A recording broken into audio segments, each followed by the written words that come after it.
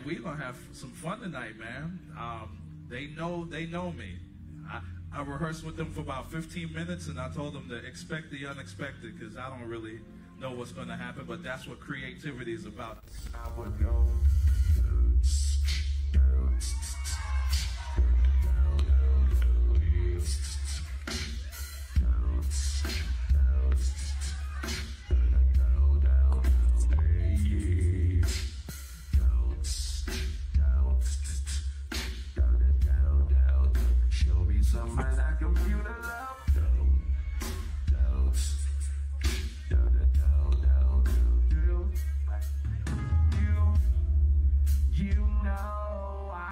Searching for someone. Let me sing it again for you. Bring it down. You know I've been searching for someone to share that special love with me. Really truly believe in what Frankie Beverly gives us, what Charlie Wilson gives us, the aspect of real musicianship being handed down to the next generation. So our generation, we're just not pushing buttons and doing the electronic thing, but we're taking up real instruments and singing for real and writing real music. So Jill Scott, Erica, Anthony Hamilton, there's a slew of people out there that really believe in that. So shout out for that group of people that's keeping soul music alive.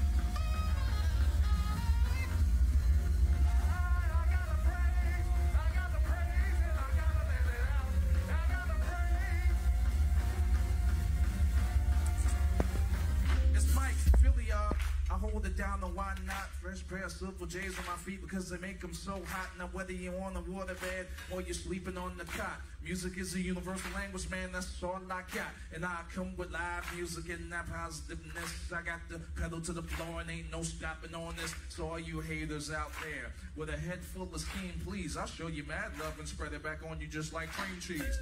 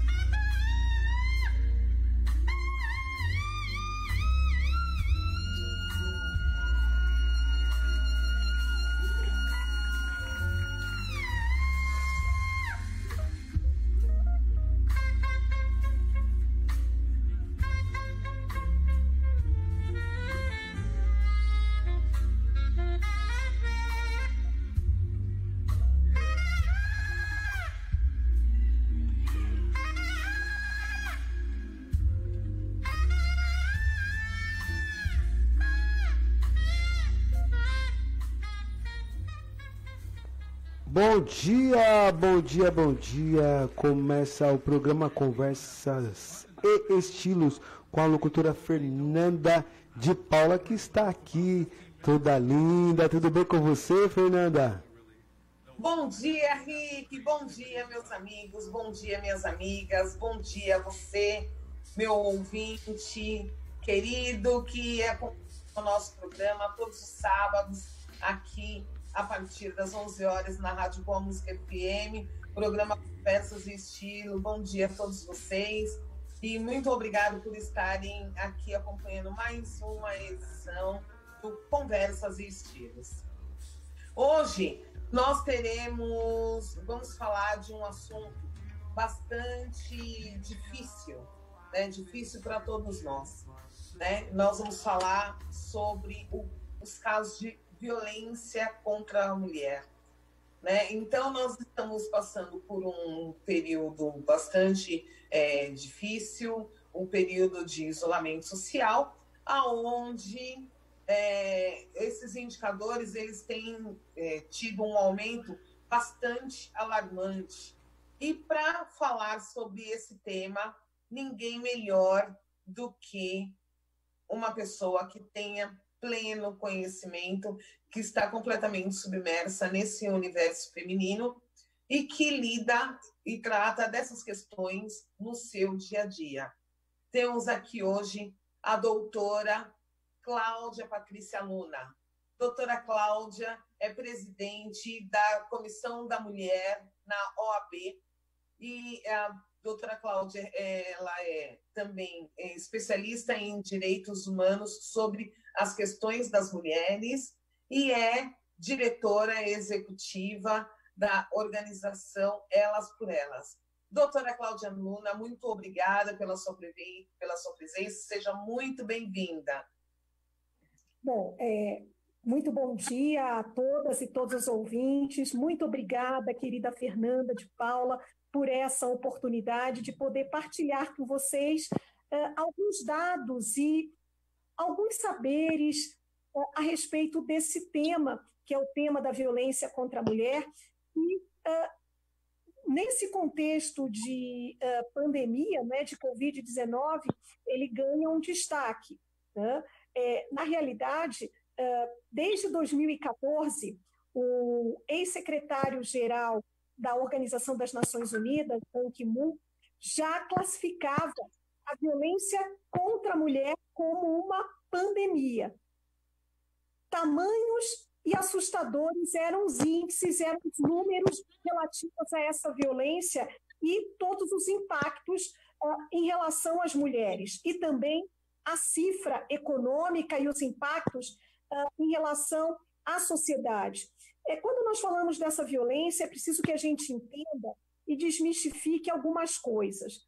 Dentre elas, de que a violência contra a mulher é um problema só das mulheres, é um problema meu, é um problema da Fernanda, principalmente nosso, até porque quando nós vamos avaliar e analisar os índices dessa violência, infelizmente, essa violência terá um impacto maior num grupo específico de mulheres, esse grupo específico de mulheres, esse grupo onde nós estamos inseridas, não é, Fernanda? Nós estamos aí nos grupos em que as mulheres sofrem ainda mais com essa violência, ou seja, ela vai ter um impacto maior em relação às mulheres negras. Então, nesse período de Covid-19, é importante que a gente entenda algumas questões. Por exemplo, essa violência, ela já existia, e existia de maneira muito alarmante e assustadora. No entanto, com esse contexto da Covid-19, é como se nós tivéssemos uma pandemia dentro da outra pandemia.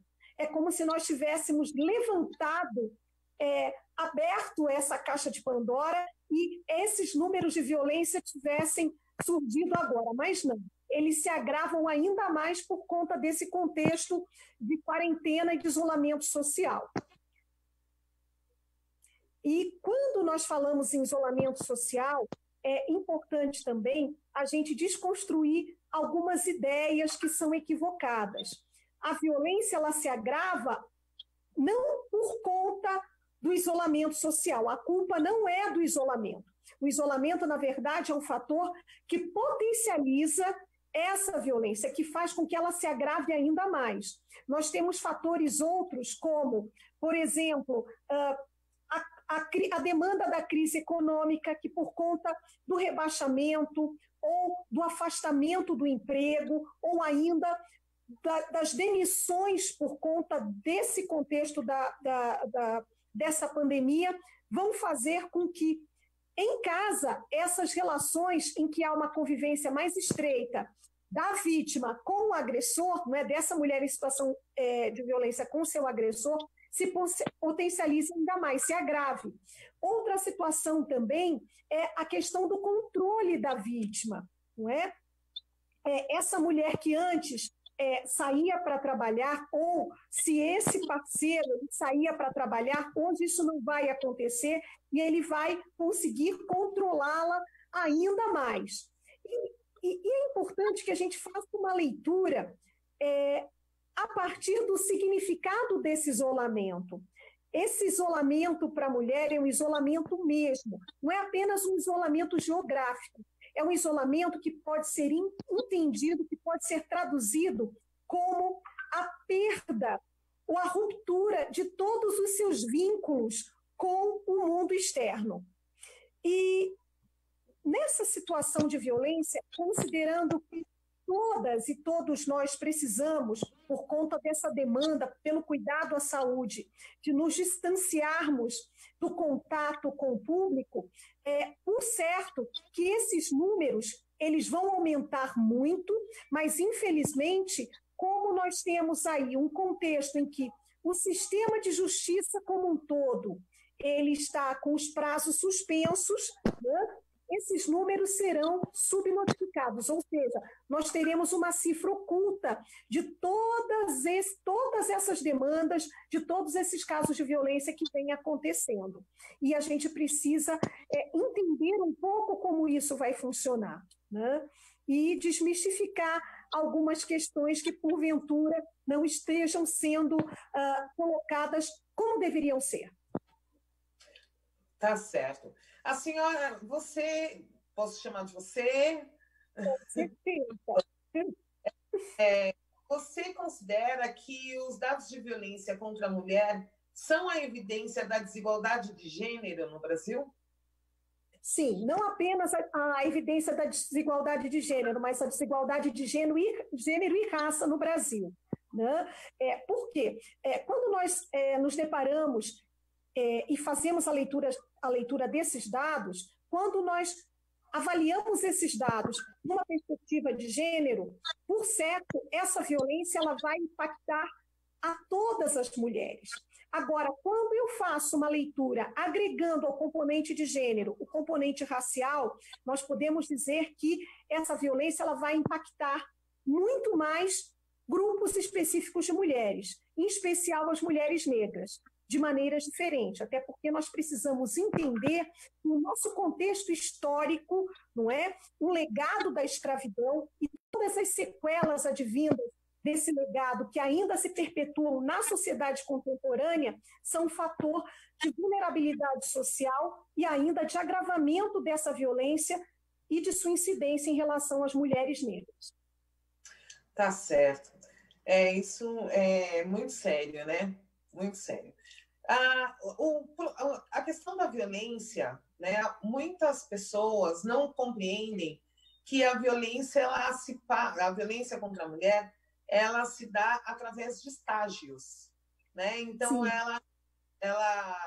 algumas pessoas acham que ela só é considerada violência a partir do momento que há o contato truculento, físico, não é? Mas eu gostaria de pedir para que você explicasse um pouco a respeito desses estágios de violência em que a mulher ela é submetida. Exato. Então, Fernanda, o que a gente vai fazer? Nós vamos falar de uma violência específica, que é a violência doméstica e intrafamiliar. Essa violência doméstica e intrafamiliar, como você bem referenciou, ela experimenta um ciclo, tá? Por isso que nós dizemos que essa violência ela é cíclica, não é? E, ao mesmo tempo, ela é sistêmica. Ela acontece por conta de fenômenos sociais, culturais, históricos, não é? Nós temos aí questões muito específicas relativas aos impactos do machismo e do racismo quando nós falamos dessa violência, e ela começa, né? Ela começa numa perspectiva de impactar psicologicamente, ter um impacto psicológico na vida dessa mulher. Ela vai começar com pequenos atos, talvez imperceptíveis para essa mulher, que por vezes são confundidos com o cuidado, não é? Aquele ciúme. Vamos lá, vamos começar do namoro. Você não vai sair comigo com essa roupa, porque eu não quero que mulher minha se exponha desse jeito. Aí, qual é a leitura que, de repente, essa mulher pode fazer? Aquela jovem ou aquela mulher, ele me ama tanto, ele quer cuidar de mim.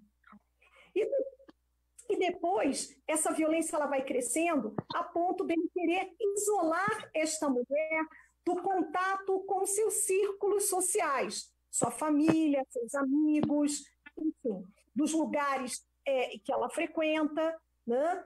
E essa violência ela tende a se intensificar a partir do momento em que essa prática de violência psicológica ela tende a reduzir a autoestima dessa mulher e vai impactar a autoestima dessa mulher a ponto dela duvidar ou havendo, inclusive, uma perda da identidade dessa mulher. Ela consegue, nesse relacionamento, por vezes, tamanho é o impacto dessa violência, o impacto psicológico dessa violência, que ela tende a ter um impacto e uma perda identitária, não é? É mais do que um impacto à autoestima. Em casos mais graves, há essa perda identitária também nesse relacionamento.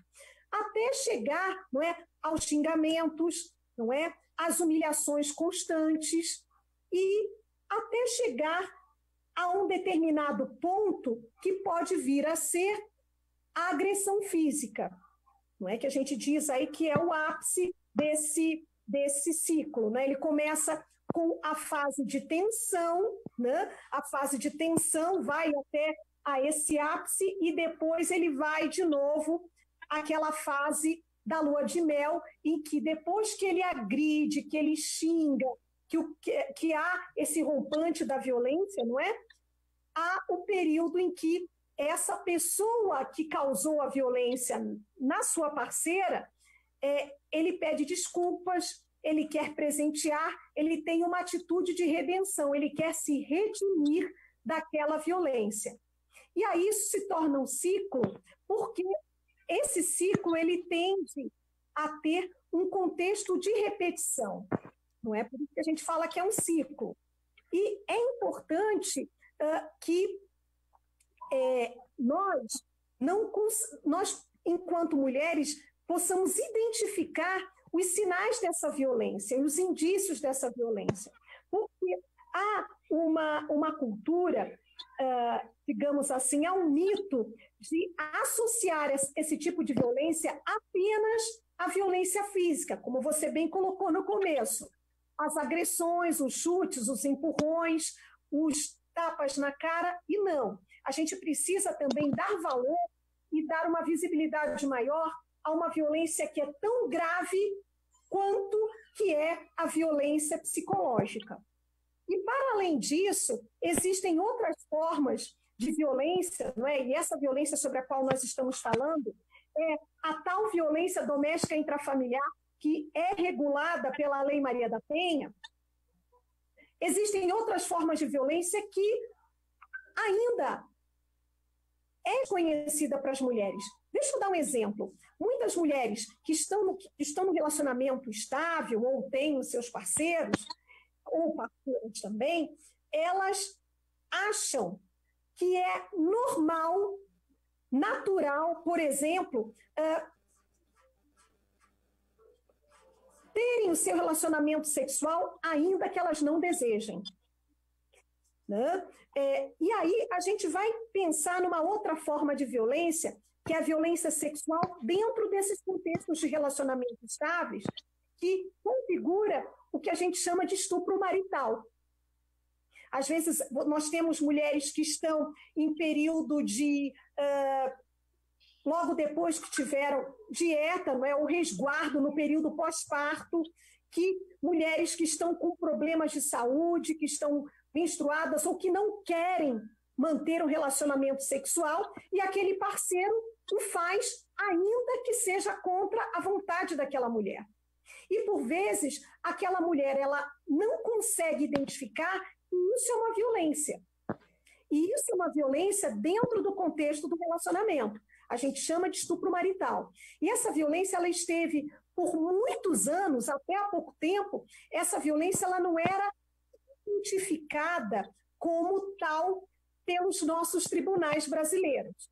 Até porque, quando ela acontecia no contexto de casamento, né, no contexto de um casamento, ela, se acontecesse e a mulher, por vezes, ela não quisesse corresponder a essa relação, muitos divórcios aconteciam e o advogado da parte contrária e até o próprio juiz, magistrado, ele conseguia decretar esse divórcio atribuindo à mulher a culpa pelo fim do relacionamento, pelo fim do casamento, uma vez que havia um débito marital ou um débito conjugal. Até porque um dos deveres do casamento era muito atribuído à mulher, principalmente, era o de corresponder às expectativas sexuais do seu parceiro, ainda que fosse contra a sua vontade. E, ainda nessas violências, dentro do contexto da violência intrafamiliar, que por vezes não são percebidas pelas mulheres, a gente precisa falar de uma outra violência, não é? Que é a violência patrimonial.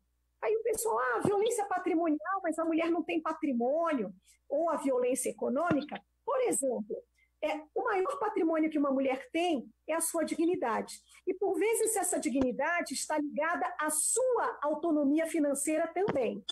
Querem ver um exemplo de violência patrimonial que, por vezes, as mulheres não percebem?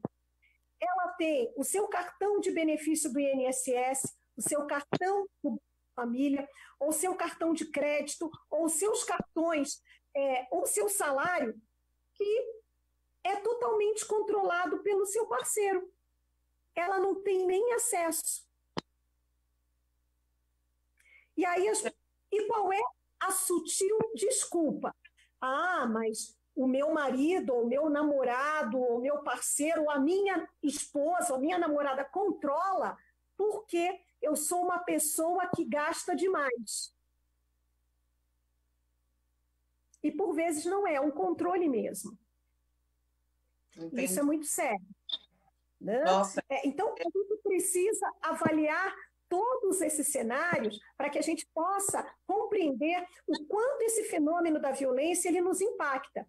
E nesse período de pandemia, a gente tem uma outra questão, que é a divisão sexual do trabalho. Né? A divisão sexual do trabalho, na nossa sociedade, é aquela divisão do trabalho que é colocada sob responsabilidade da mulher. É aquele trabalho que acontece no privado. É o trabalho do cuidado, é o trabalho doméstico, que também será uma ferramenta de potencial violência, não é? Agravante de violência em relação às mulheres. Por quê? Se nós formos pensar em algumas... as mulheres todas que estão em casa por conta da quarentena, que se veem aí, muitas vezes, com seus filhos, netos, que estão sob seus cuidados, que estão fora das escolas e das creches, essas mulheres, né? Eu aqui vou fazer uma leitura específica das mulheres advogadas, ou outras, que têm que trabalhar em home office com crianças pequenas, e ainda também assumir os afazeres domésticos. Essa é uma realidade. E aí eu vou fazer um outro recorte. Vou falar das profissionais que são, por exemplo, empregadas domésticas, que ainda precisam trabalhar fora, as empregadas domésticas, as profissionais da saúde, da segurança pública, da limpeza, enfim, aquelas que ainda estão nos chamados serviços essenciais e que não param. Elas estão expostas externamente ao vírus, a serem infectadas por esse vírus, e ainda estão expostas, e ainda a violência causada pelo isolamento social, e ainda mais, sendo multiplamente sobrecarregada, não só pelo trabalho que realizam fora de casa, mas pelo trabalho do cuidado, que por vezes não é partilhado por seus parceiros dentro de casa. É importante essas colocações com esses recortes que você nos coloca aqui, porque muitos desses dados, e muito corriqueiramente na sociedade, acontecem esses casos e esses tipos de violência, e como muito bem foi colocado, não é caracterizado como violência, né? Poucas mulheres, elas identificam que tais atos eles são atos de violência, né? E falando um pouquinho mais a respeito de recorte, enfim, no trabalho, existe também, eu digo, no mundo corporativo, né, nas empresas também, a violência ela também se dá. De que forma que isso é colocado? Que pode ser considerado violência? Bem, eu quero fazer aqui duas abordagens. Primeiro, a violência que acontece no mundo do trabalho. Tá? Dizer que no mundo do trabalho nós temos duas espécies de violência que vão, na verdade, impactar em especial as mulheres. Mas eu diria o seguinte, quais são essas violências? O assédio sexual e o assédio moral, que vão acontecer no mundo do trabalho. E aí, nesse ambiente de trabalho, E aí eu faço uma outra leitura em que a gente precisa também entender quando essa violência que acontece dentro de casa, ela vai se encontrar com a violência que acontece no ambiente do trabalho e vai expor ainda mais essa mulher trabalhadora que já vem com histórico anterior de violência do lar e vai colocá-la numa situação de vulnerabilidade no espaço do trabalho. Por quê? Ela vai chegar no espaço do trabalho e vai estar com uma baixa produtividade, um baixo poder de concentração, e isso pode fazer com que essa mulher esteja exposta a outros fatores de risco no ambiente do trabalho, como, por exemplo, acidentes de trabalho.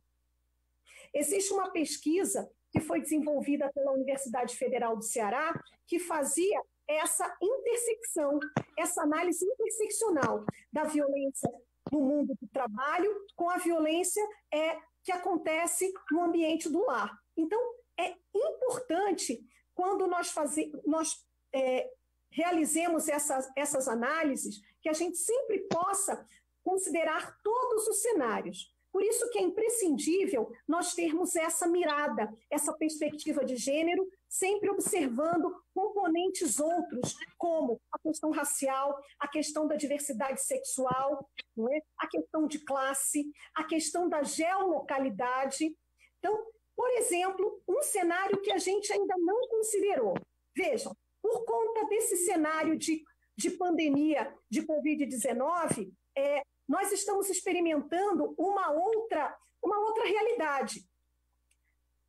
Por conta do isolamento social, a cidade está vazia, entre aspas. E isso faz com que mulheres que ainda precisam se deslocar para o trabalho estejam mais expostas, para além da violência dentro dos seus lares, a violência urbana e a violência sexual. Quantos números de violência sexual nós teremos, não é? E a gente precisa analisar esses dados depois com muita atenção nesse contexto de Covid-19. A gente também precisa fazer uma análise dessa questão urbanística das cidades, não é? O quanto uma mulher que mora, as mulheres que moram nas regiões mais periféricas das cidades, elas terão que se deslocar até os seus locais de trabalho, não é? até os seus ambientes, e está havendo aí, por conta disso, uma redução no transporte público, e por conta disso, não é? Para além de estar exposta à infecção pelo vírus, ela também está exposta, mais uma vez, a outras violências também. É verdade. A violência, ela compõe um cotidiano bastante perverso, sustentado, né? Nos últimos 12 meses, mais de 1.600.000 mulheres foram espancadas ou sofreram algum tipo de estrangulamento, e 22 milhões passaram por algum tipo de assédio, sendo que 42% sofreram dentro de casa, essa violência dentro de casa, né? Eu quero dizer, né? Só que, segundo dados, 52% dessas mulheres que sofreram essas violências, elas não denunciaram ou não procuraram ajuda. O que você acha que inibe e que impede que essa mulher vá em busca de uma ajuda para que esses dados eles se minimizem? Bem, Fernanda, nós precisamos avaliar algumas circunstâncias. Primeiro, as mulheres não vão denunciar porque existe o medo, a vergonha. E, além disso, o medo de sofrer uma nova violência dos próprios órgãos que deveriam socorrê-las nesse período, que é a chamada violência institucional. Então, para além desses fatores, a gente precisa também pensar o quanto essa mulher ela vai passar por um processo de revitimização quando ela busca esses órgãos que deveriam, a princípio, lhes dar conforto, acolhimento e segurança, e por vezes não dão. elas reafirmam essa violência que essa mulher já sofre. Então, ela desiste, por vezes, por não acreditar ou por ter medo de sofrer um novo constrangimento e uma nova violência também ao fazer, ao levar ao conhecimento de tais órgãos essa denúncia. Então, a gente não pode também classificar e dizer a mulher não vai porque ela não tem coragem. Ela também, mas é uma caminhada muito árdua até chegar a esse ponto. Tá? Então, a mulher ela precisa de apoio. Então, nesse sentido, eu gostaria mesmo de fazer uma reflexão com a sociedade no sentido de nós termos um olhar de muito mais compreensão, de empatia em relação a essas mulheres que são impactadas por essa violência, do que um olhar de crítica, do que um olhar de, digamos assim, um olhar de rótulo, né? Ela não vai porque ela gosta de apanhar. Ela não vai porque ela é ordinária. Não. Nenhuma mulher que sofre violência, ela sofre violência porque ela quer. Sofrer violência não é uma escolha. Por vezes é falta de escolha, né? Ela não tem, por vezes, força, até porque essa violência, nós já falamos inicialmente, ela tem um impacto psicológico tão grande a ponto de retirar todo o potencial reativo desta mulher a fim de que ela possa sair daquela circunstância e fazê-lo sozinha, sem um apoio, é muito difícil. Então, por isso que é importante nós sempre pensarmos num apoio e num trabalho multidisciplinar em relação a essa mulher. Eu diria para você que o direito e o sistema de justiça, eles não conseguem resolver isso sozinhos. Então, por isso que é necessário esse encontro multidisciplinar de trabalhos e de saberes e de profissionais e de instituições para que a gente possa, de uma maneira conjunta, respeitando o protagonismo desta mulher, estarmos aí prontos e a favor dela, não é? Sempre tendo-a como centro para resolver isso. E digo mais, que nós já estamos aprendendo em algum tempo que, como nós falamos lá atrás, que a violência ela é um ciclo, né? E essa violência ela não acontece sozinha, quando nós falamos aí especificamente da violência doméstica intrafamiliar, que é um desacerto, é um grave equívoco nós pensarmos em intervir nessa violência apenas considerando a perspectiva da mulher que sofre. A gente também precisa pensar no autor da violência e que trabalhos, que ferramentas nós precisamos desenvolver para interditar esse ciclo de violência, considerando esses dois protagonistas, a mulher que sofre, colocada como vítima, e o homem que é o autor da violência. Então, a gente precisa pensar, né, e desenvolver estratégias, e até é importante mencionar recente alteração à Lei Maria da Penha, que dispõe que, dentre as medidas protetivas de urgência, estará também aquela que o juiz determinará, não é, o magistrado ou a magistrada, determinará o encaminhamento desse homem autor de violência ou desta pessoa, porque a gente precisa entender que não apenas há casais homoafetivos e essa violência intrafamiliar, não é? Essa mulher que também possa cometer essa violência contra a sua parceira ou contra alguém da sua família, que no caso aí é específico para os homens, né? Que ele possa ser encaminhado aos grupos de masculinidades ou aos grupos reflexivos. Tá certo.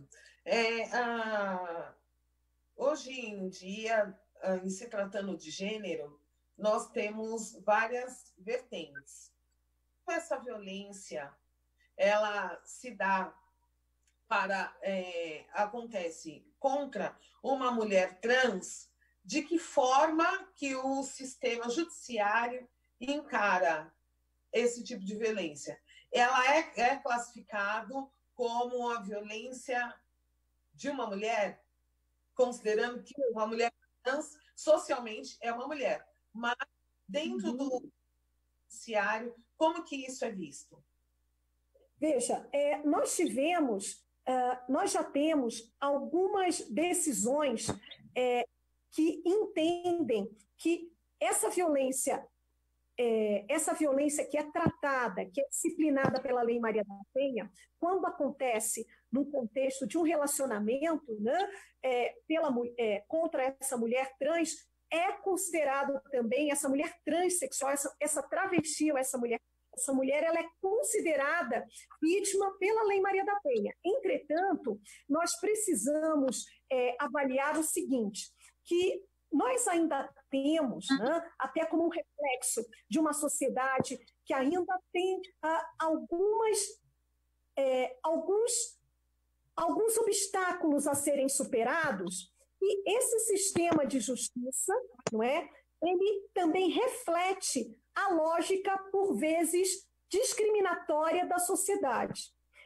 Não é? Se nós temos essas graves violações de direitos, esse olhar ainda discriminatório para as mulheres travestis e transexuais, no sistema de justiça, ainda que existam decisões que desafiam essa lógica discriminatória, ainda vamos nos deparar com alguns de nós e algumas de nós que ainda vão reafirmar essa prática discriminatória.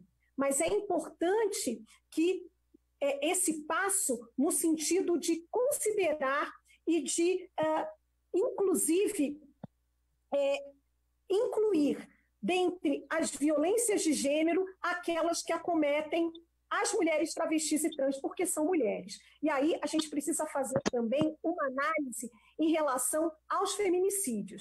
Se o Brasil é o 5º país no mundo que mais mata mulheres, ele é o 1º país no mundo que mais comete transfeminicídios. Ou seja, os feminicídios cometidos contra mulheres travestis e transexuais, no Brasil, é o 1º lugar que tem essa cifra terrível.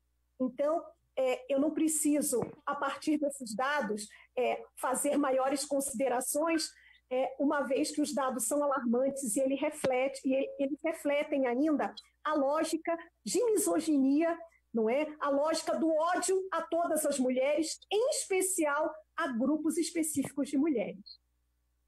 É verdade. Quando é feito o recorte, a gente consegue ter uma melhor visão sobre de que essa violência se dá e onde ela está instaurada, né?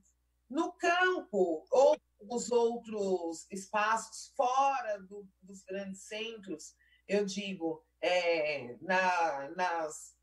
nos quilombos, seja no campo, seja as mulheres ribeirinhas, elas conseguem ter esse tipo de informação, de assistência? Como que essas mulheres elas são assistidas frente ao cenário de violência? Bem, mais uma vez, Fernanda, eu acho que nós vamos voltar à conversa que nós estávamos mantendo antes do programa. Nós precisamos sempre considerar, quando nós falamos do impacto dessa violência contra as mulheres, nós precisamos fazer a seguinte pergunta antes: de que mulheres nós estamos falando? Então, é preciso que a gente rompa com a lógica de que o sujeito mulher é universal. Não é.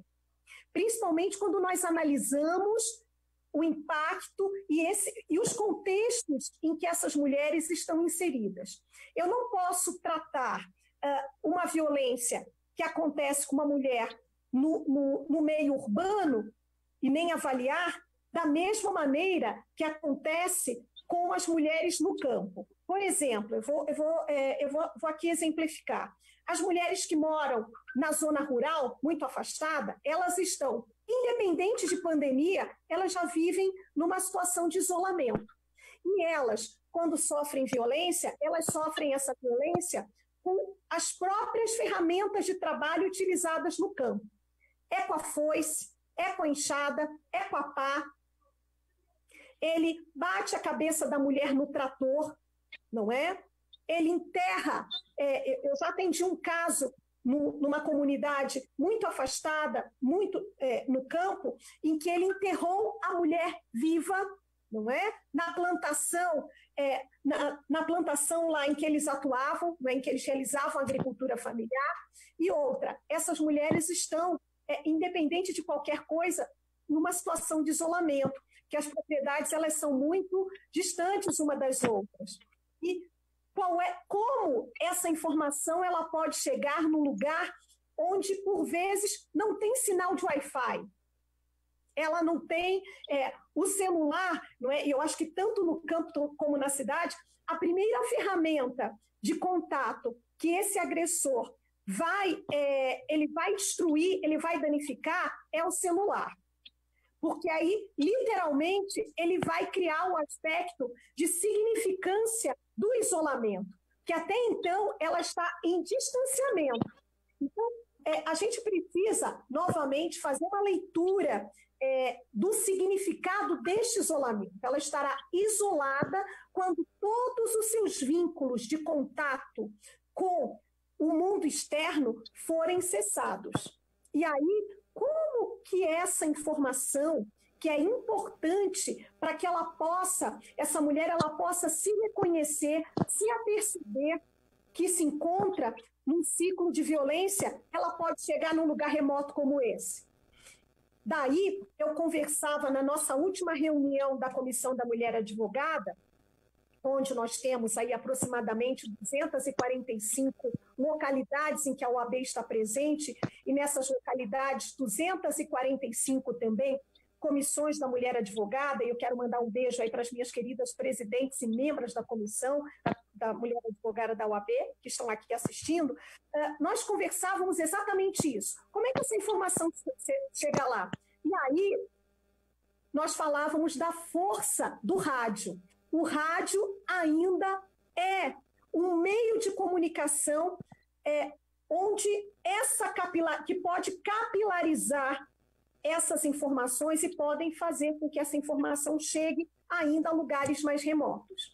Eu lembro eu digo que eu sou uma mulher do século passado que ainda atua nessa temática da violência, né? Eu lembro da querida Mara Régia de Perna, que fazia um trabalho magnífico com as mulheres indígenas, nas tribos indígenas, em que ela levava um programa de rádio, onde esse programa levava informação às mulheres nas tribos indígenas. Então, da mesma maneira que em alguns lugares não é possível ainda nós termos esse acesso privilegiado que nós temos aqui, esse acesso virtual, nós precisamos pensar em estratégias outras que contemplem essas realidades que, por vezes, não são próximas de nós. Para que essa informação da violência, essa informação que é um pilar de prevenção à violência possa chegar. É isso.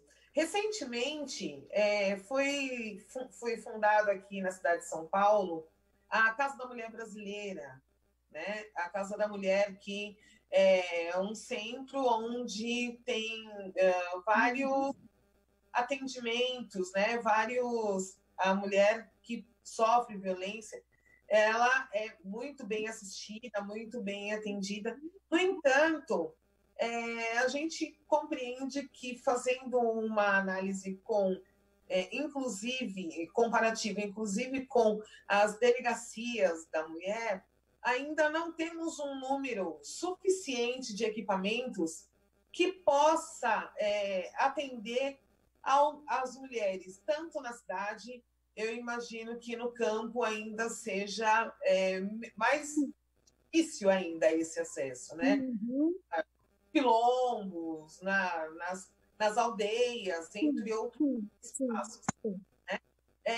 Existe algum dado ou algum estudo para que haja uma reflexão, um olhar mais sensível sobre essa questão, atendendo uma necessidade que é real, uma demanda que é real, de que as mulheres precisam ter a delegacia da mulher aberta 24 horas, que nós precisamos de um número maior de delegacias que atendam esse público específico, né? Como que está esse estudo? Como que está essa questão, doutora?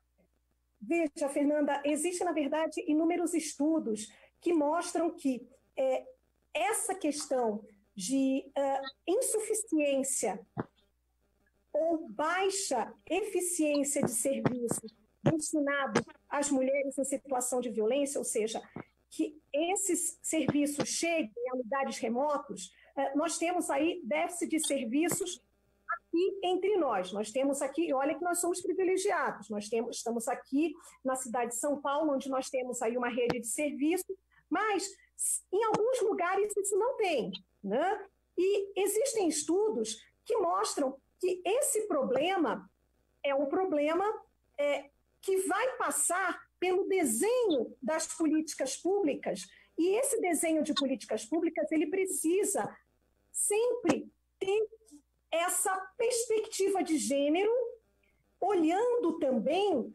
outras especificidades. É impossível eu criar um serviço sem que eu possa identificar quem são as suas destinatárias e os seus destinatários.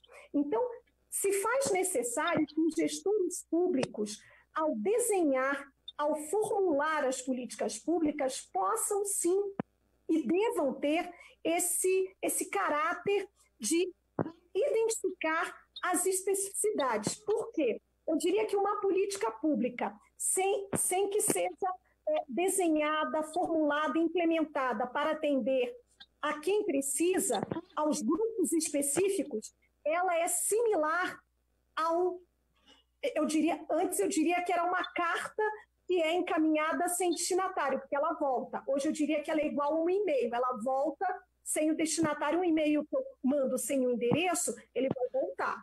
Então, ou seja, essa analogia significa dizer, essa metáfora significa dizer o seguinte, né? Significa dizer que eu não posso fazer política pública sem eu conhecer para quem eu vou demandar essa política pública. Como é que eu vou falar de violência? Como é que eu vou desenhar uma política pública voltada para as mulheres ribeirinhas ou quilombolas se eu ainda tenho um grave equívoco em classificar povos tradicionais com povos indígenas e comunidade cigana, né? Então, eu acho que a gente precisa, assim, no trato com essas políticas, ainda mais quando nós falamos de políticas públicas para as mulheres, e as mulheres elas são diversas, porque nós temos grupos específicos, nós temos realidades diversas e adversas. Se eu não vir isso, essa política ela se torna ineficaz. Existem estudos, sim, estudos muito consistentes que dão conta disso. Se essas realidades elas não forem contempladas, por óbvio, os resultados eles não serão eficazes. É verdade. Mesmo com com a Lei Maria da Penha, bastante presente, bastante ativa e atual, e com todos os dados de informação e acesso que algumas mulheres, embora algumas mulheres sejam restringidas, né, de acesso, enfim, mas com todo o aparato que de repente pode não ser o suficiente, mas ainda assim a gente identifica que nos últimos tempos os dados, né, e os indicadores sobre o feminicídio, ele tem se tornado absurdamente crescente. São dados alarmantes, né? E esse crime ele tem se dado de maneiras muito cruéis com as mulheres, né? Aqui você atribui, doutora, esse rompante, esse crescimento avassalador nos últimos tempos sobre o feminicídio.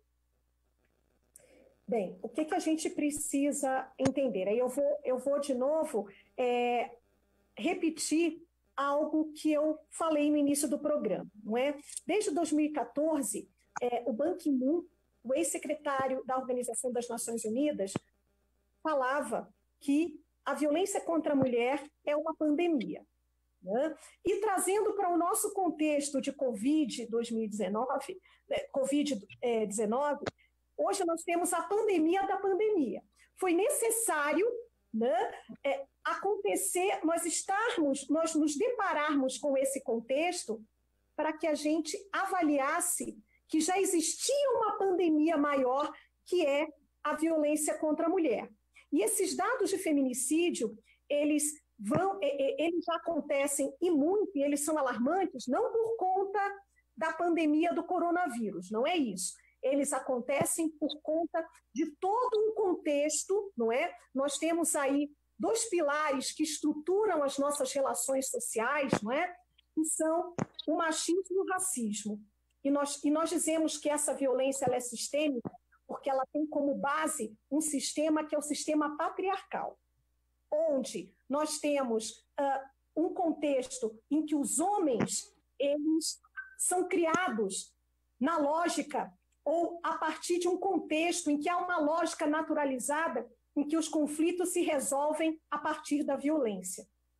E que nós, mulheres, fomos criadas também a partir desse sistema para tolerar e para se submeter a essas violências perpetradas também na base desse sistema pelos homens. Então, a gente precisa entender que esses dados de feminicídio, eles têm como fundo de cena essas questões estruturais e estruturantes da sociedade, que são o machismo e o racismo.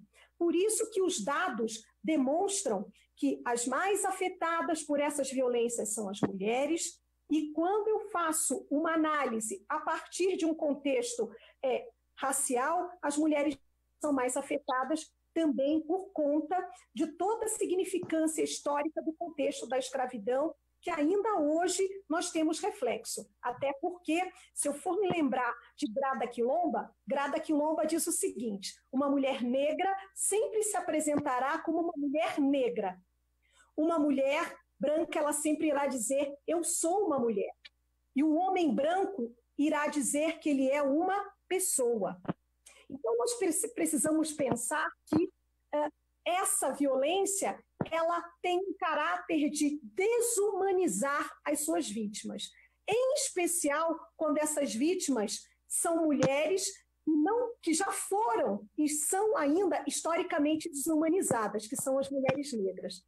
A partir desta leitura, é fático e é muito perceptível o porquê dos índices de feminicídio, dos índices das diversas violências que acometem as mulheres, impactarem especialmente as mulheres negras, porque as mulheres negras ainda não são vistas como pessoas.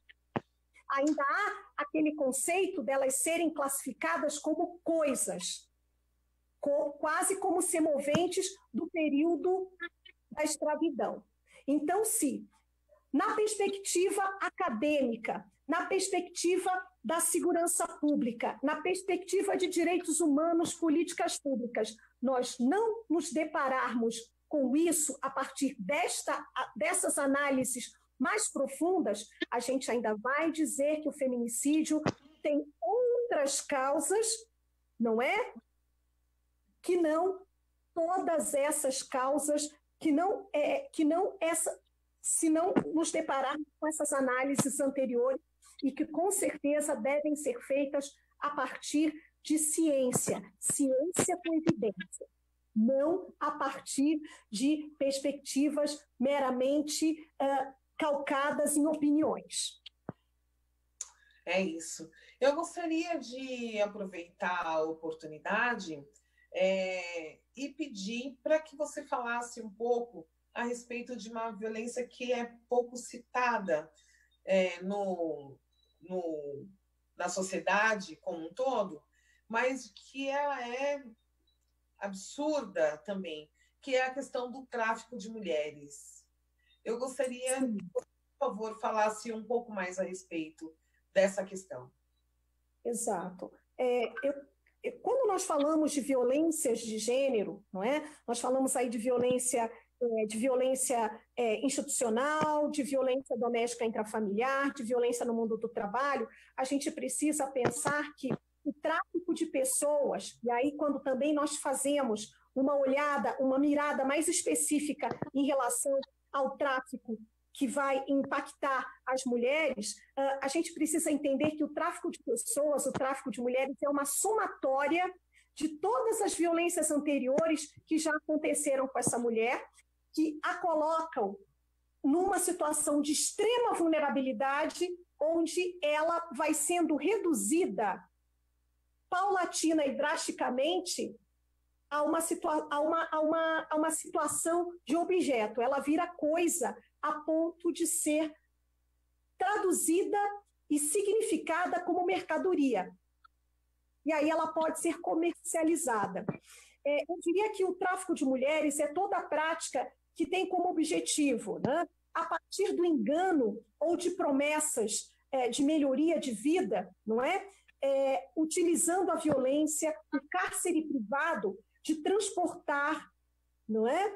De aprisionar essa mulher, de expô-la à situação de violência, de explorar o seu corpo ou explorá-la de diversas formas, o seu trabalho, muito único e exclusivamente de se obter lucro. Essa é a lógica do tráfico de pessoas e é aqui de uma maneira muito simples e resumida a definição da ONU, do Protocolo de Palermo para esse tipo de crime. Né?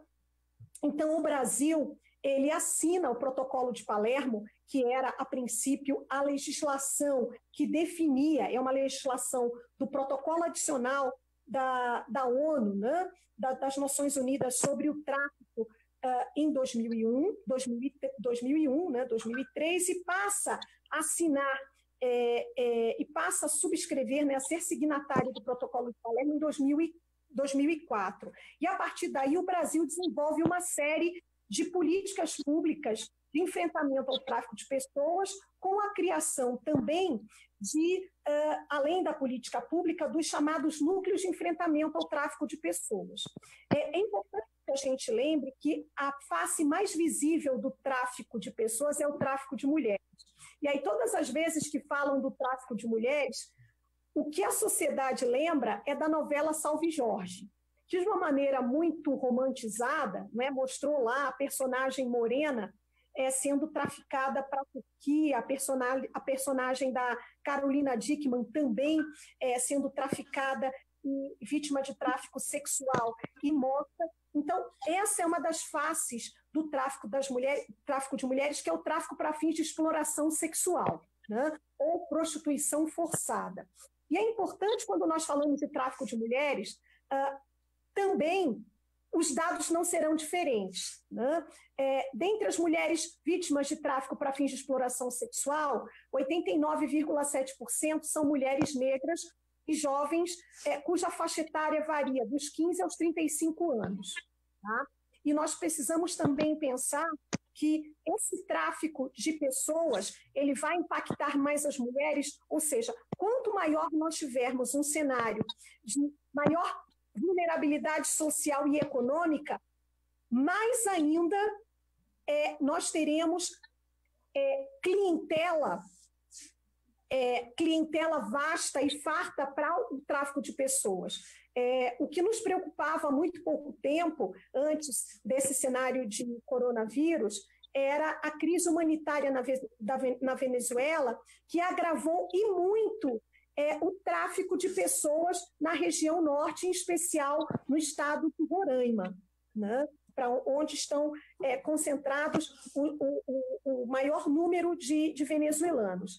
Lá nós temos situações, por exemplo, de mulheres que estão, além de serem expostas ao tráfico sexual, né, nas regiões de garimpo, né, não só as mulheres locais, né, e as meninas também, mas hoje a gente tem um novo grupo de mulheres, que são as mulheres aí venezuelanas, que por conta da crise humanitária estão lá, elas estão para além do tráfico sexual, elas também têm os seus cabelos raspados para serem vendidos, quer dizer, os seus corpos são vilipendiados de toda forma, né?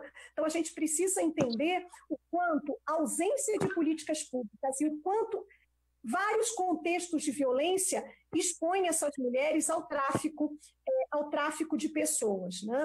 E eu ouso dizer ainda que nós precisamos fazer uma análise, porque o tráfico de mulheres, como eu bem disse, é uma soma de violências anteriores que vão levar essas mulheres a esse contexto extremo. Então, várias das vítimas, das pessoas em situação de tráfico, mulheres, por exemplo, não só mulheres, mas população LGBT que nós entrevistávamos, elas referenciavam sempre uma situação anterior de violência doméstica intrafamiliar. Então, por isso que a gente precisa ter um olhar muito específico e um trabalho de prevenção muito intenso na violência intrafamiliar, porque a violência intrafamiliar, a violência doméstica intrafamiliar, acaba sendo um dos portais de acesso, não é? Um componente de agravamento, né? Ou de acesso para o tráfico de mulheres, o tráfico de pessoas como uma forma geral. Então, a gente precisa olhar isso com muita calma. E também desmistificar a ideia de que o tráfico de mulheres só acontece ou na novela, ou que é uma lenda urbana. Acontece aqui em São Paulo, como acontece nas comunidades quilombolas, acontece nas aldeias indígenas, nos campos e nas comunidades mais carentes, nas favelas também. Então, é um dado muito triste, e a gente precisa estar muito atento para isso. E a minha preocupação é que, num contexto da sociedade de hoje, a gente não ouve falar em política pública de atenção às vítimas de tráfico de pessoas. Então, e o Brasil, ele tem, muito recentemente, uma legislação que pune o tráfico de pessoas, porque até então não existia isso. É bem difícil, né? Dados mostram de que você bem colocou há pouco a respeito da mulher venezuelana, mas dados mostram que, especificamente aqui na cidade de São Paulo, né, mas eu acredito que em outros territórios em que essas pessoas também estejam, que a mulher imigrante, especialmente boliviana, ela sofre absurdamente a questão da violência doméstica, né, a questão da violência dentro de casa, por parte do seu parceiro, mas de uma forma muito, muito, muito triste, muito frequente, né, e muito assustadora, né? Tendo em vista que as fronteiras para os refugiados foram abertas, que o Brasil é um país acolhedor e que acolhe a todas essas pessoas, independente da sua origem, enfim. Existe uma assistência específica para a mulher imigrante? Olha, o que acontece? Existem redes específicas que atendem, não é, mulheres em situação de imigração. E o que a gente precisa entender quando nós falamos da dinâmica da violência em relação à mulher imigrante ou em situação de refúgio aqui? Muitas delas terão dificuldade em perceber e identificar que se encontram em contexto de violência por conta das suas próprias origens culturais e da dinâmica cultural e do machismo que se estrutura a partir da cultura de origem dessa mulher. Então, ela está sofrendo violência, ela sofre com essa violência, mas, por vezes, por conta de uma demanda cultural, ela não se reconhece nesse contexto de violência e ela ainda, por vezes, por conta da própria cultura, da sua cultura de origem, ela se responsabiliza, ela se sente culpada por essa violência. E aqui, quando essa mulher, você falou das mulheres bolivianas, elas estão num país que elas não conhecem a rede, por vezes, né? Não tem acesso a essa rede e fica mais complicado, mas existem redes também de atendimento específico. E aí eu quero também fazer um outro recorte, uma outra percepção em relação às mulheres sírias, às mulheres africanas de países da África e do Caribe, as mulheres haitianas, as mulheres africanas, também que sofrem com essa demanda da violência e é muito recorrente, né? E que existem redes, sim, que trabalham especificamente no atendimento às mulheres.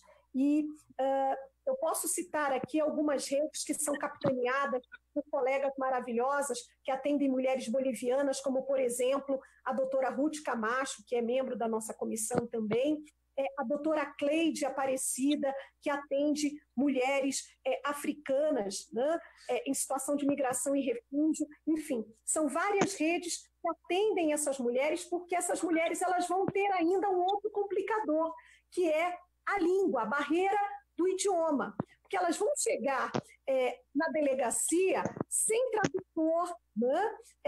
Não falam o idioma, e como é que elas vão receber esse atendimento se não são essas redes que vão aí ajudá-las, auxiliá-las aí a chegar a esses órgãos e ter os atendimentos necessários, né? Então, a gente precisa também pensar nessa realidade, que por vezes se agrava e acaba se tornando uma violência institucional, porque inexistem ferramentas para isso, né?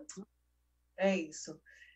Doutora Cláudia, para além de todas as atribuições que a senhora exerce, que você exerce, você atua também dentro de uma organização, né, muito conceituada, bastante respeitada dentro do universo feminino, que é a Elas por Elas. E eu gostaria que um pouco dessa entidade, né, falasse um pouco, apresentasse essa entidade para todas as pessoas que estão acompanhando o nosso programa. Exato. Bom, a Elas por Elas é uma organização que existe desde 1999. Ela está ligada a uma organização maior americana que se chama Vital Voices Global Partnership. Então, essa organização, ela começa no Brasil com o nome de Elas por Elas na Política, em 99, e é referenciada como a primeira organização no Brasil que trabalha desenvolvendo formações, workshops de treinamento para mulheres que mulheres candidatas a cargos eletivos por ocasião aí dos pleitos eleitorais municipais, estaduais e até federais. Então, desde 1999, é Elas por Elas que começa com como Elas por Elas na Política, preparando mulheres candidatas para ingressar nesse espaço predominantemente masculino e machista da política. Depois começa a ampliar a sua atuação e entende que o trabalho de preparar mulheres para a política é apenas uma das faces das inúmeras demandas que deveria atender. E aí a Elas por Elas, a partir do ano de 2003, passa também a trabalhar numa perspectiva de estratégias de advocacy, não é? E passa a se chamar Elas por Elas, Vozes e Ações das Mulheres, trabalhando em frentes como a violência contra a mulher, não é? A violência doméstica intrafamiliar, o tráfico de pessoas e a saúde integral da mulher, sem também deixar de trabalhar com a participação da mulher nos espaços de poder e decisão, né? Então, nós vimos trabalhando desde aí. Dentre os trabalhos realizados, nós desenvolvemos inúmeros workshops de mulheres na política. Desde então, nós temos ainda mulheres candidatas que foram participantes dos nossos workshops desde lá. Trabalhamos também estratégias de advocacy, liderando a rede, o movimento contra o tráfico de pessoas, e essa liderança da Elas por Elas junto ao movimento contra o tráfico de pessoas, aliada e alinhada a outras instituições, fez com que nós pudéssemos, no Brasil, de maneira inédita, inédita, realizarmos uma grande estratégia de advocacy para que pudéssemos ter no cenário brasileiro a legislação de enfrentamento ao tráfico de pessoas. Eu acho que essa foi uma das grandes conquistas, dentre outras, que a Elas por Elas tem. Ai, sensacional. Por fim, eu gostaria de pedir para que você falasse um pouco mais a respeito de um outro tipo de violência que acontece com as mulheres, que também é pouco socializada, é pouco comentada, mas é recorrente, que é a violência obstétrica. Né? Sim. A violência obstétrica, eu gostaria que você falasse um pouco mais a respeito dessa questão, desse ponto. Exato. Bem, a violência obstétrica, até pouco tempo, ela não era tão falada, né? Mas era uma violência que sempre foi sentida por nós. Se nós voltarmos um pouco no tempo, o Brasil foi, em 2003, condenado, né, no Tribunal Internacional, nos tribunais internacionais, por um caso de violência obstétrica cometido contra uma moça, uma jovem mulher negra, Aline, se não me engano, acho que é Aline Pimentel, se não me engano, é Aline, né? Se não me engano o nome dela, que ocorreu em virtude dessa jovem mãe ter falecido e o seu filho também por conta de um caso de violência obstétrica. Entretanto, há tempos atrás, nós classificávamos essa violência como mortalidade morbi-materna, ou mortalidade materno-infantil, onde morria a mãe e morria o seu filho, né? O seu bebê. No entanto, nós estávamos falando do efeito sem identificarmos a causa dessa violência. A causa era justamente a violência obstétrica. O que é a violência obstétrica? É toda a prática que vai violar os direitos sexuais e reprodutivos das mulheres, incidir sobre o corpo dessa mulher, no momento em que ela está tanto do pré-parto, do pós-parto, durante o parto e até o puerpério. Essa é a visão da violência obstétrica, ou em situação de abortamento também. Esse é o conceito de violência obstétrica aqui no Brasil.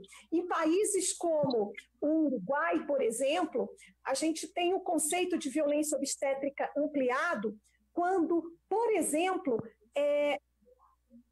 há uma violência no momento em que as mulheres sofrem histerectomia, que é a retirada do útero ou dos órgãos reprodutivos, em que poderia haver outra alternativa que não essa, não é? Então, se a gente for observar aqui no Brasil casos de violência obstétrica e pensar quantas mulheres, e aí novamente fazendo uma olhada, uma perspectiva de novo em relação à questão das mulheres negras.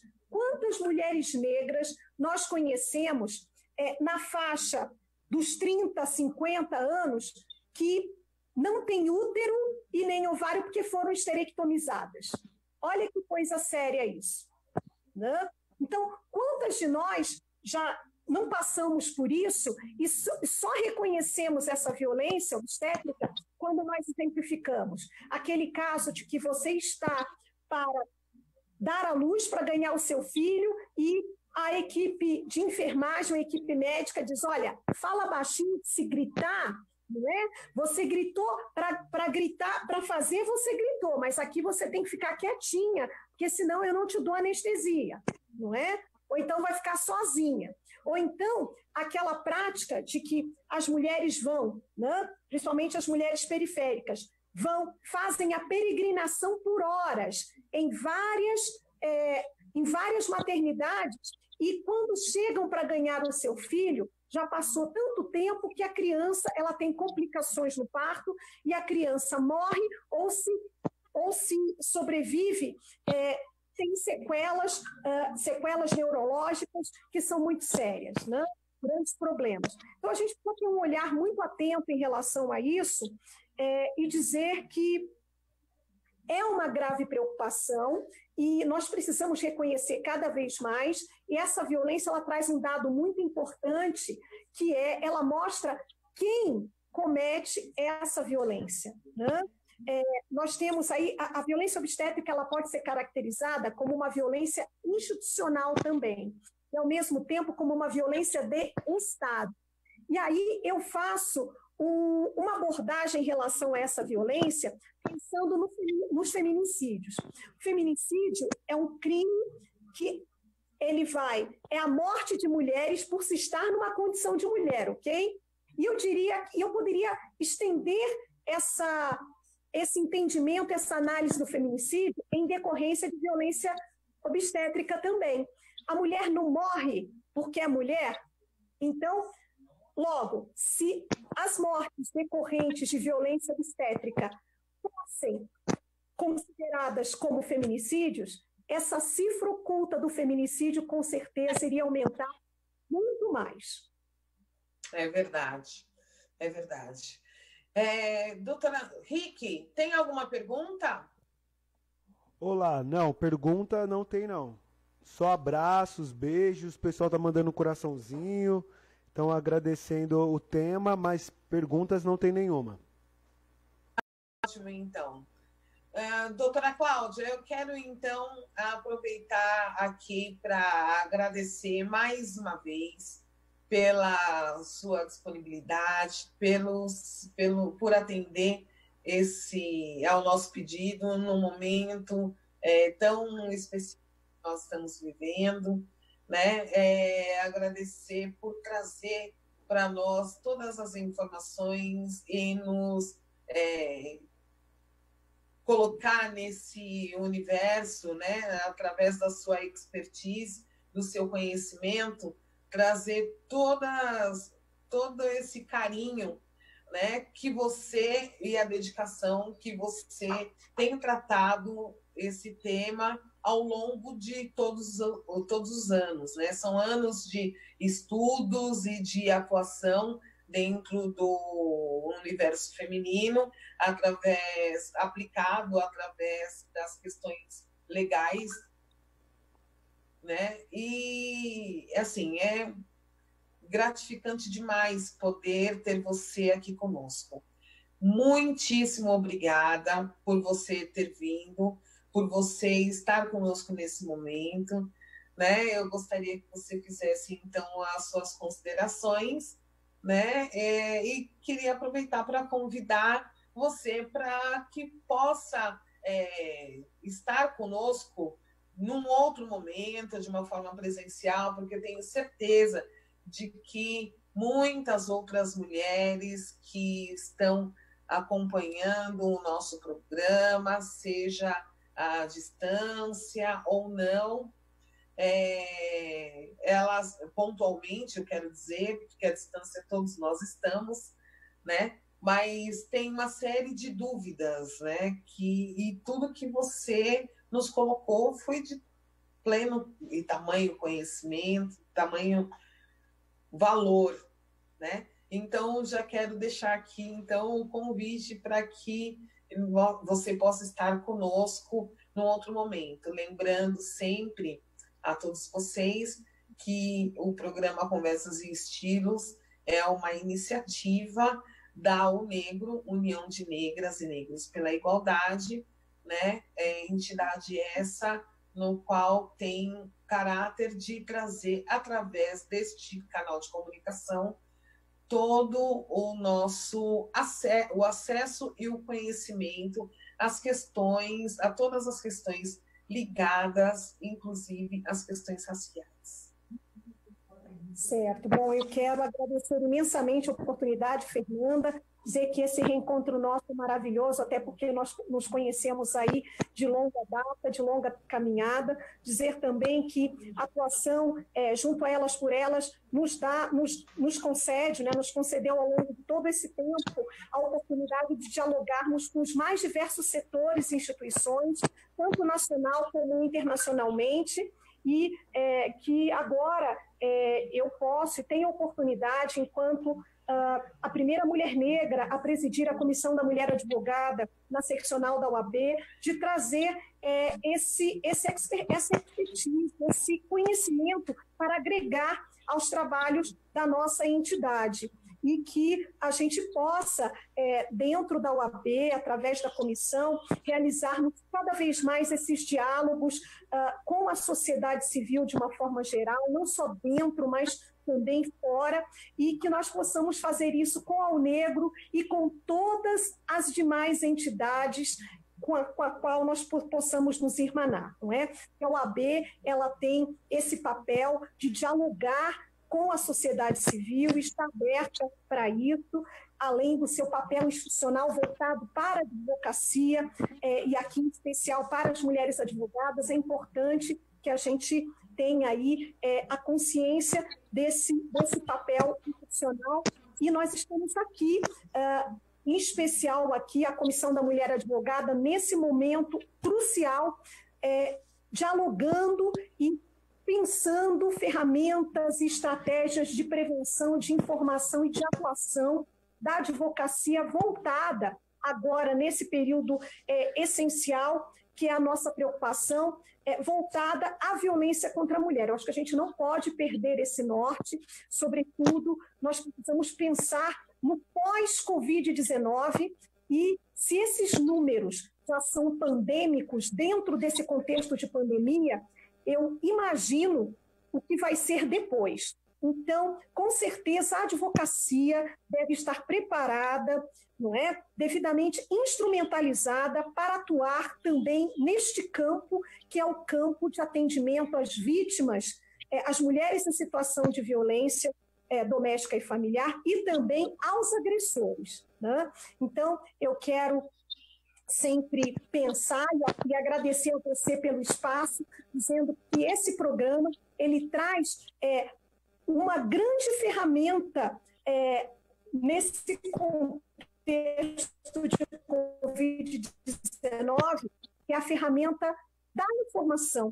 Através da informação, nós conseguimos realizar um dos pilares essenciais de trabalhar essa violência contra a mulher, que é o pilar da prevenção.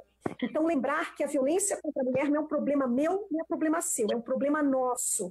É um problema que vai impactar toda a sociedade, inclusive trazer impactos econômicos, porque, só um dado para terminar, as mulheres trabalhadoras que sofrem por conta dessa violência têm uma ausência ao trabalho, que faltam até 18 dias no trabalho por conta dessa violência. Então, está na hora do mundo corporativo, do setor privado, do setor público, de todas e todos, pensarmos e atuarmos e desenvolvermos estratégias de enfrentamento, de prevenção a essa violência e de atendimento às vítimas dessa violência, sob pena de toda a sociedade perecer. Então é isso. Eu agradeço imensamente a oportunidade. Parabéns, Fernanda, pelo programa. Adorei e não vejo a hora de voltar aqui numa outra oportunidade. Será um prazer sempre. E é isso.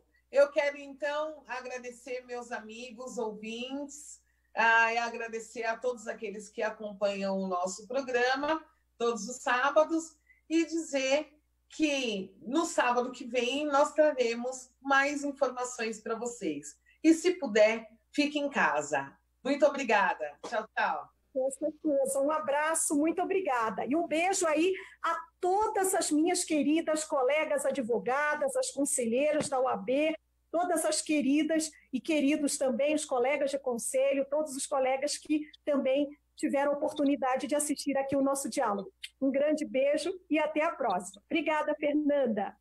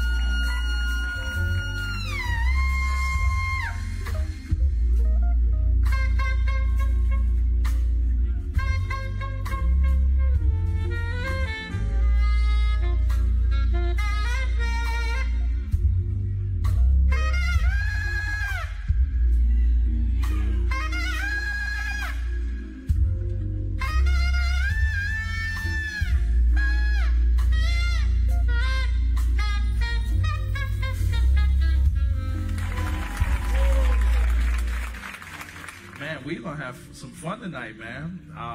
They know me. I rehearsed with them for about 15 minutes, and I told them to expect the unexpected because I don't really know what's going to happen, but that's what creativity is about. I would go.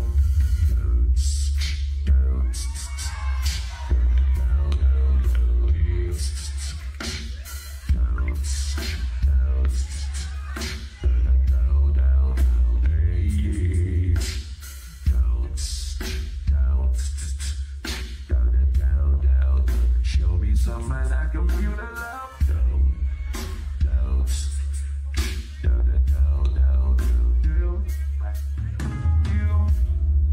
You know I've been searching for someone.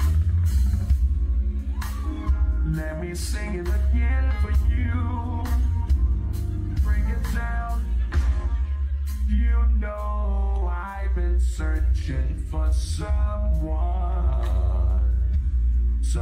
to share that special love with me.